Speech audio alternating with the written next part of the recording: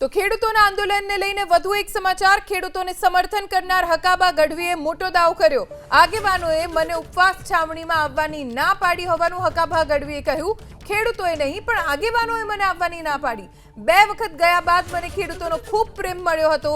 આગેવાનોએ મને જેતપરમાં આવવાની ના પાડી દીધી। ખેડૂતોને ખબર ન હોય એમ આગેવાનો કેમ મીટિંગ કરે છે? આગેવાનોએ જાહેરમાં મીટિંગ કરવી જોઈએ તેવું હકાબા ગઢવીએ કહ્યું।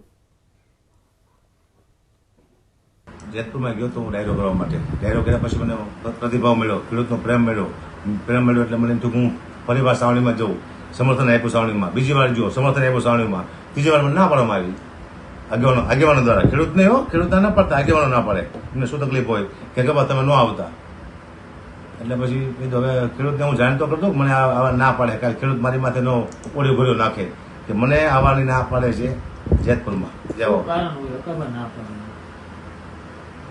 ના પાડવાનું કારણ ખબર નથી પડતી શું કારણ છે ના પાડે છે કંઈક તો કારણ હશે જ તે કારણ કે મિટિંગ કરે છે એટલે કે તમને ના પાડી છે મિટિંગ તો જાહેરમાં થવી જોઈએ બધા ખેડૂત સાંભળીને થવી જોઈએ લાઈવ થવી જોઈએ મિટિંગ ને વિડીયો ચાલવો જોઈએ લાઈવ સાનેમાની મિટિંગ શું લે કરવાની એવી કેવી મિટિંગ કરો તમે ખેડૂતને ખબર ન હોય એવી ખેડૂતને ખબર હોય તો મિટિંગ તમે આગેવાન છો હું આગેવાન હોય તો હું એકલો મિટિંગ કરું કોઈને આજે એનું ગમે ત્યાં મિટિંગ કરવાનું હોય આખી સમિતિની મિટિંગ કરે તો લાઈવ થવું જોઈએ એમાં શું બોલે છે બધાને ખબર હોવી જોઈએ એવી મિટિંગ કેવી છે ખાનગી થાય ખેડૂતને ખબર પડવી જોઈએ કે આપણી માટે કોણ લડે છે શું લડે છે આપણી માટે કોણ શું ન્યાય માંગે છે લાઈવ ટુ લાઈવ થવું જોઈએ।